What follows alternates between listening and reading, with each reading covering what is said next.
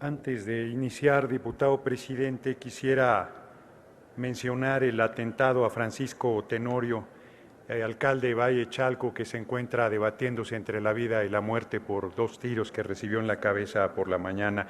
Hay algunos medios que ya dan por cierto su fallecimiento, pero la información que tenemos es que sigue grave en el hospital en que fue internado. Lo lamentamos, diputado, y estaremos atentos a las noticias oficiales al respecto. En efecto, hay información encontrada. Esta presidencia está atenta para expresarse en cualquier momento. Muchas gracias, diputado presidente. Muchas gracias al Pleno por su comprensión. Hay mucho desconocimiento sobre el tema del fuero constitucional. Se sostienen verdaderas barbaridades en tribuna sobre lo que esta figura es y representa. No es ningún privilegio. El fuero constitucional ni siquiera es un fuero en sentido estricto, porque no te da un tribunal especial para ser juzgado. No es como el fuero militar, que si cometes un delito dentro de tu actividad, eres juzgado por los tribunales militares, sino te da un procedimiento diferente que no es un privilegio. Ese procedimiento diferente es en el entendido de que quien se dedica a la actividad pública del país corre riesgos, y dentro de los riesgos están el que te inventen o te prefabriquen delitos. No hablo en abstracto, voy a traer aquí ejemplos históricos y ejemplos recientes de cómo se han prefabricado delitos contra políticos o políticas para quitarlos del camino. Y el fuero, en ese sentido, lo que ha buscado es evitar en lo posible que esos atropellos se den.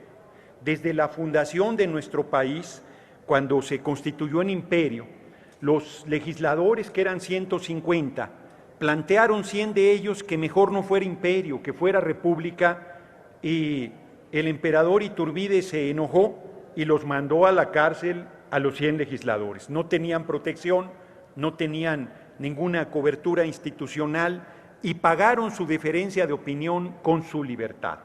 Por eso, desde la primera Constitución de 1824, la figura del fuero constitucional ha permanecido vigente en nuestro marco constitucional.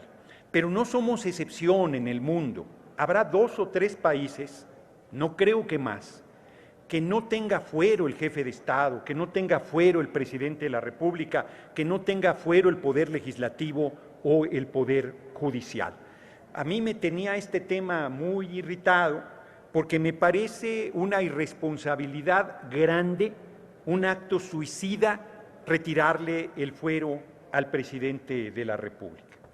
Pero lo que se va a decidir no es eso. Lo que se va a decidir es una determinación correcta de que nosotros hemos vivido un régimen presidencial donde el presidente era intocable. No había manera de proceder contra él de ninguna forma. Traición a la patria podría interpretarse de 1000 maneras y no había un camino que abriera la posibilidad de juzgar a quien estaba en la máxima responsabilidad pública del país. La reforma que nos envía, la iniciativa que nos envía el Senado, abre ese camino. Dice que delitos graves, corrupción,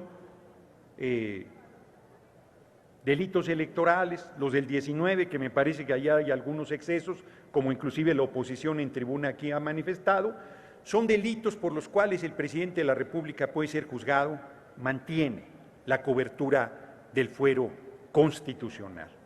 Y es correcto que lo mantenga, porque, insisto, sería suicida frente a los intentos permanentes de tirar a nuestro gobierno que nosotros entregáramos atado de pies y manos al compañero presidente de la República. Pero voy más lejos. Sería irresponsable que hiciéramos una reforma que desapareciera el fuero, porque no solamente abriríamos el camino a que próximos presidentes o presidentas fueran absolutamente vulnerables, sino los propios legisladores. Todos los que hemos participado en la lucha social nos han inventado delitos a lo largo de nuestra trayectoria. A mí, Mario Villanueva, que era gobernador de Quintana Roo, me inventó cuando era dirigente de los deudores de la banca que había golpeado en el rostro a un policía y del golpe le había luxado el tobillo derecho. Estuve sujeto a un proceso penal durante 1 año, salí libre bajo fianza. Al final me declararon libre porque decían que mi defensa era tan vehemente de mi inocencia que había dudas fundadas, pero era una evidente persecución política en mi contra. Carlos Madrazo, padre de Roberto Madrazo, antes de ser dirigente del PRI fue diputado federal y fue acusado de vender los permisos para trabajar como braceros en Estados Unidos, una acusación falsa, y a pesar del fuero fue enviado a la cárcel con todo y fuero, nunca lo desaforaron, lo que demuestra que el fuero ni siquiera te da cobertura cuando hay un poder absolutamente arbitrario, absolutamente atrabiliario. A Belisario Domínguez y a Serapio Rendón, como dice popularmente la gente, el fuero no cuida el cuero, porque con todo y fuero fueron mandados a asesinar por Victoriano Huerta. Igual que al presidente Madero y al vicepresidente Pino Suárez, que fueron asesinados ciertamente después de haber firmado su renuncia, que les había quitado el fuero y la cobertura constitucional que tenían. Quien sostiene en esta tribuna que el fuero es garantía de impunidad falta a la verdad. La mayoría de alcaldes y alcaldesas del país no tienen fuero. Alguno que otro corrupto ha habido en las alcaldías del país. Yo pregunto por qué no los han metido a la cárcel si no tienen fuero. Lo que los protege es la red de complicidad. La impunidad da la cobertura de complicidades desde la cúspide del poder que permite todo tipo de atropellos, todo tipo de delitos, todo tipo de excesos de los cuales la población está ciertamente indignada. Y si nuestro pueblo está indignado por los excesos, ¿debemos conceder que hay que retirar el fuero? No, debemos hacer que el fuero no sirva como impunidad. Y esta soberanía tiene la honra de haberle quitado el fuero al diputado Charrés, porque estuvo involucrado en un accidente donde perdió la vida una persona. No prejuzgamos, pero era obvio que no se había preconcebido un delito para quitarlo del camino, sino él se había visto envuelto en un trágico accidente. Hoy el diputado Charrés está privado de su libertad. Nosotros no le dimos ninguna impunidad, ninguna cobertura por ser un integrante de la mayoría que encabeza el gobierno en esta Cámara de Diputados. Actuamos con seriedad y con responsabilidad. Si mañana un presidente o presidenta surgido de las filas de Acción Nacional o del PRI, por haber surgido estas filas no debería tener fuero, debe tener fuero. Es una irresponsabilidad poner en una condición de vulnerabilidad al sistema político mexicano por un acto de demagogia, por no querer discutir, explicar, razonar que es una decisión equivocada el retiro del fuero constitucional. Los diputados y diputadas locales, en su mayor parte, sin querer agraviarlos, tiemblan frente al poder del gobernador en turno, se subordinan al gobernador en turno y tienen fuero. Imagínenselo sin fuero. Yo aquí podría citar el nombre de varios gobernadores atrabiliarios, que no lo haré porque no quiero generar un debate que se vaya por las ramas perdiéndonos de lo central, pero más de un gobernador podía inventarle un delito a un diputado federal, a un diputado local, a un senador de la República, con el control de la Fiscalía de su estado, quitarlo de la actividad política, generar una represalia porque no tuviera fuero constitucional. Bueno, el propio compañero presidente López Obrador, cuando era jefe de gobierno, fue sometido a un proceso de desafuero con un falso delito. Aquí vino a esta tribuna, esta se la negaron, lo pusieron allá abajo, en una tribunilla menor, para que él, en una de las intervenciones más brillantes que ha tenido a lo largo de su carrera política, exhibiera a quienes querían sacarlo de la carrera presidencial, inventándole ese delito. Y a pesar de la contundencia de su defensa y de su palabra, fue desaforado y estuvo a nada de ser enviado a la cárcel y de ser víctima de un atropello político si no lo hubiera acuerpado el pueblo de México, exigiendo que se le mantuviera sus derechos políticos vivos y que pudiera contender para la presidencia de la República, donde vivimos un monstruoso fraude electoral. Pero estuvo a nada de ser sacado de la contienda política electoral de 2006 y ello se evitó gracias al fuero constitucional. Sin el tiempo para preparar su defensa, sin el tiempo para discutir de cara a la nación desde esta soberanía, habría sido hecho pedazos. Porque es muy fácil que con campañas de medios te acusen de lo que quieran, te cuelguen los sanbenitos que les venga en gana, determinen que eres responsable de cosas absolutamente falsas e imaginarias y con eso generen las condiciones para que seas enviado a la cárcel. Jorge Glass, vicepresidente de Ecuador, llegó con mayoría de su movimiento antes de ser traicionado por Lenín Moreno a la vicepresidencia y acudió a un proceso de desafuero en Ecuador y le dijo a su mayoría: quítenme el fuero, no tengo nada que temer, yo no he robado, no me he corrompido, no tengo ninguna mancha en mi carrera política. Lleva más de 4 años en la cárcel porque le quitaron el fuero diciendo que no tenía nada que temer. Dilma Rousseff tenía inmunidad diplomática y le dieron un golpe suave, que de suave no tuvo nada, la retiraron de la responsabilidad pública, el Congreso lleno de diputados, diputadas, senadores, senadoras corruptos en Brasil,